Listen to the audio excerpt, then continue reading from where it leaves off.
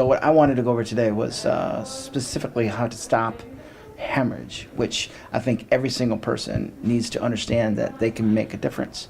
Doesn't matter if they're trained in EMS or law enforcement or military, they can make a difference. They can save a life. So that's why I wanted to bring this training here today with tourniquets and hemostatic gauze and pressure dressings. Those are the three basics.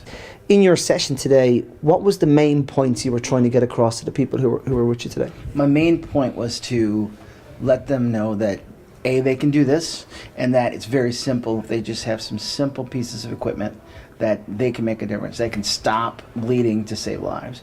Trying to do the transition in education is the big thing. A lot of people have presumptions that tourniquets are dangerous. It's a carryover from many, many years. But now, since we've been in these conflicts, unfortunately, but fortunately, we've learned a lot more, as we do in every conflict. And the main thing we've learned is stopping hemorrhage takes precedence over everything. We don't no longer do airway breathing circulation because, like I said today, if your breathing stops and you try and initiate that and they're still bleeding, it's not going to make a difference. They have to have blood to oxygenate. So stop the hemorrhage, number one, and then carry on from there. You gave some times today, some time frames of to kind of dispute what people think is wrong about a tourniquet. Just tell us a little bit about that. Sure. The average orthopedic surgery, I'm not an orthopedic surgeon, I'm an emergency physician. I do have quite a bit of familiarity with the pneumatic tourniquets they use in the operating room. The duration can be up to 3 or 4 hours depending on the procedure, and most people don't think of that. That tourniquet is the same as a windlass tourniquet per se. When you twist it down, they're still going to cease the blood from going out. For that, in that case, for surgery, but in the case of hemorrhage, it stops it. So that is a key time parameter I like to have everybody understand. It's okay. Tourniquets are good. We have plenty of research in the last 10 years, 15 years that have shown that it saves lives. And as you mentioned, Boston bombing was critical. They saved so many lives because of tourniquets. And it was in the media's eye, and the after-action reviews all stated clearly that it saved lives. When civilians got involved and EMS and law enforcement, they knew about tourniquets, they made a huge difference on site.